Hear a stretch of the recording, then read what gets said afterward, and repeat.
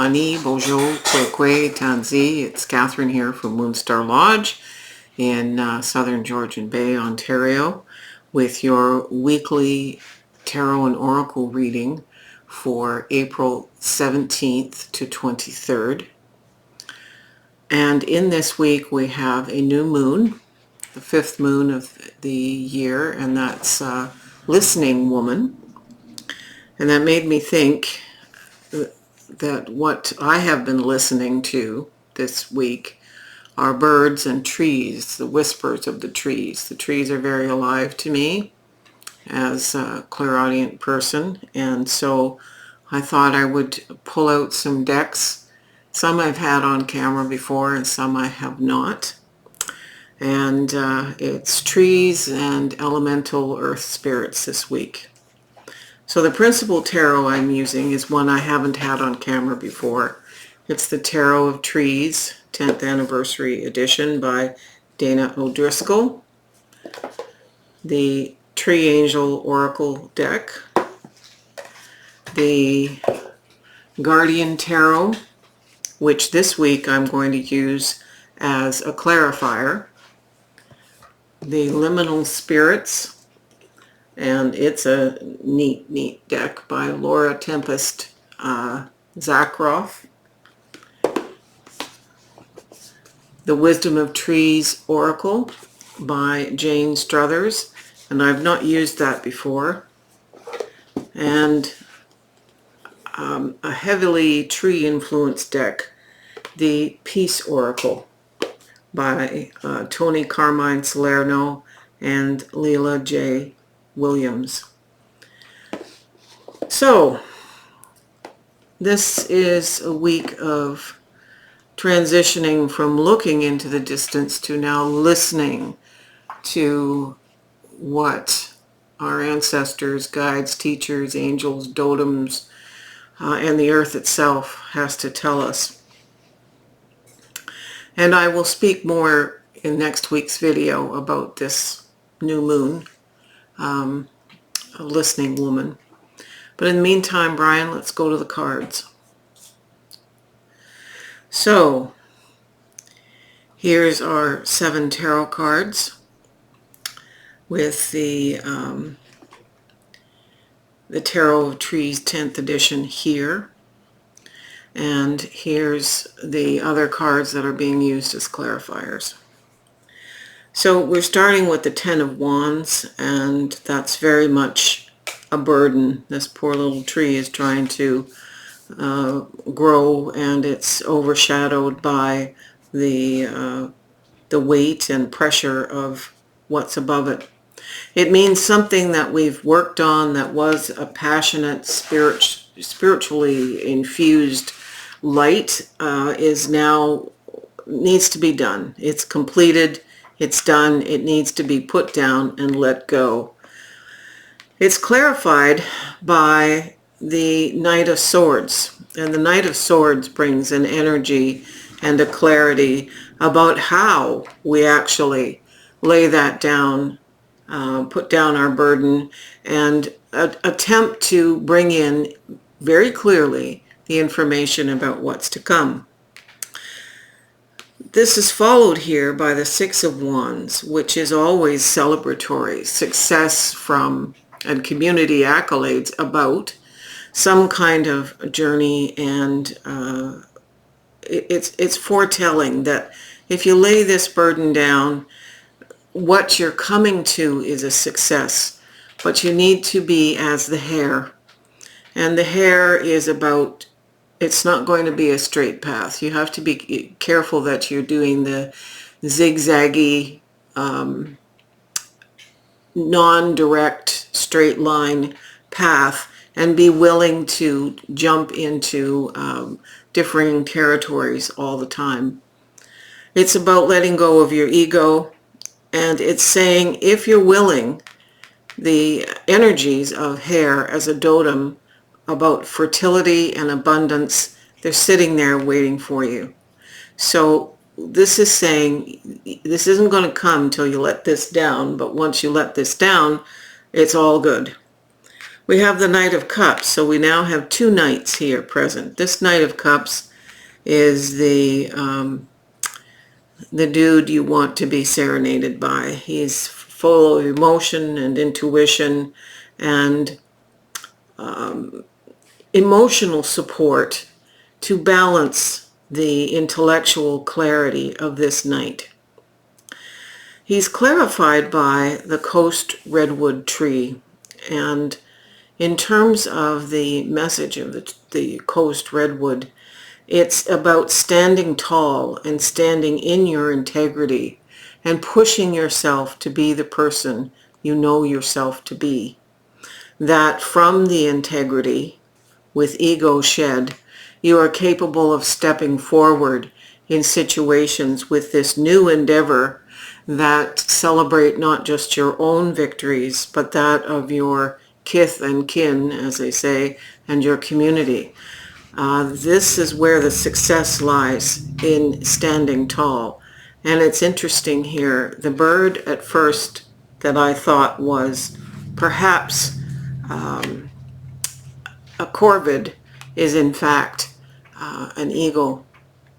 So you've got clarity here again, the eyes of eagle. Eagle is the one in our culture which flies closest to the Creator, and the flapping of its wings carries our prayers. So this is about integrity.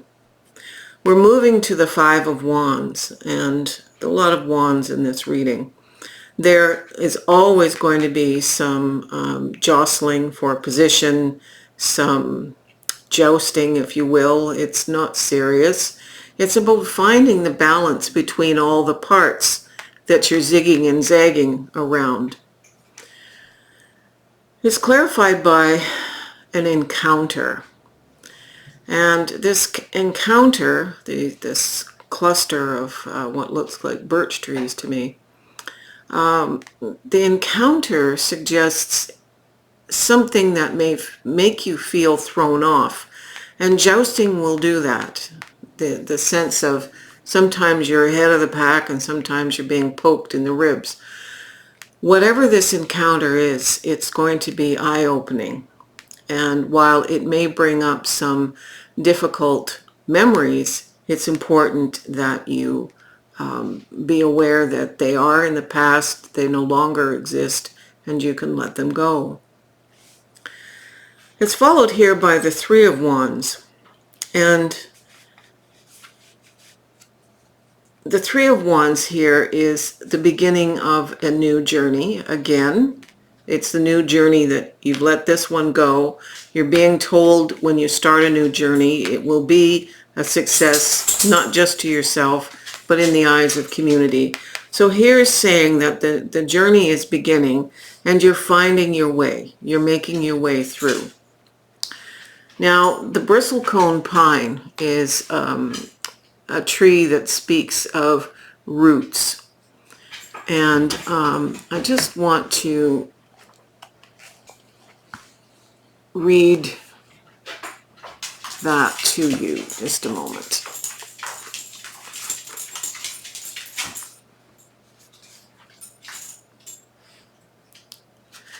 So the bristlecone pine is about persistence. And it's telling us that life doesn't always run smoothly. It never usually goes the way we want it to. And that you may feel that you're experiencing more difficulties on this new journey than benefits. Do your best to remain strong and steadfast during these troubling times. Persist with your goals and learn from any setbacks. Sometimes the concept of setback is really a perception rather than the reality. It depends if we're coming from the glass half full to the glass half empty. Now, the next card is the Page of Cups. The Page of Cups is artistic, a dreamer, romantic, poetic, stepping out of the sense of hardship and going into the intuitive place of more of the right brain is important here. So allow some time to dream.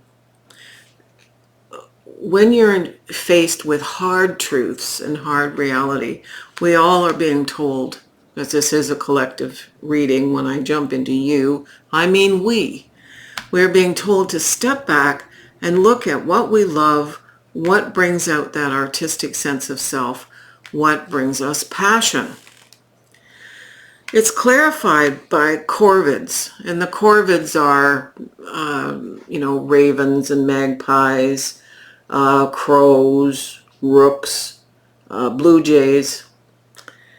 The corvid is telling us that there's a saying that no good deed goes unpunished, but true innate kindness brings blessings.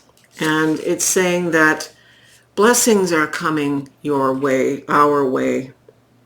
Now is an important time to shift our efforts and focus on family-oriented matters and issues directly affecting us and our community, and that came up here earlier.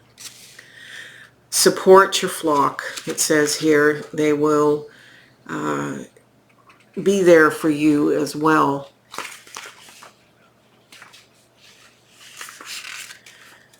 And finally, we have justice. Well, how beautiful is that? So everything comes to balance. Justice is in the intellectual sphere. There's the three groups of 7 in the major arcana, and this is the only major arcanum in this whole layout. So we have justice, which represents Libra, and Libra is, of course, October.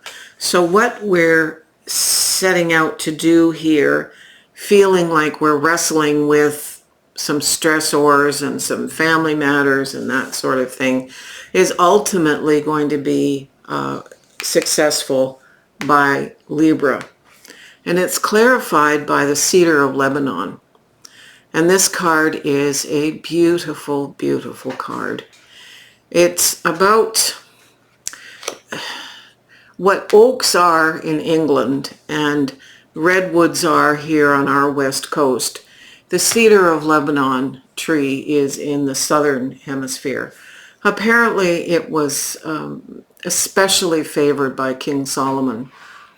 And when this card shows up in a reading, it's telling us that it's as if we are being knighted by King Solomon to the success of the journey. This, if you have any occult background and understand the significance of King Solomon, the lesser keys of Solomon, how the pillars of Solomon are pictured on the High Priestess card, that sort of thing, you recognize the power that's coming. So you're getting your ducks in order. We all are getting our ducks in order. You can flip this. I think we have to be very careful to not see anything that's been suggested as possibly an obstacle here as being truly an obstacle. There are always going to be days when we run into people and things and we've got a flat tire, or the car battery is dead, or the fridge dies. I mean, those are kinds of things that pull us back into our day-to-day things, but they're not things we can't surmount. So consequently, this is saying that the bigger picture here is a balance, a place of balance and justice. We just have to let go of our burdens and focus not on what burdens us, but more on where we're headed. So enjoy this new moon coming up on the 20th, and we'll see you next week. Aho.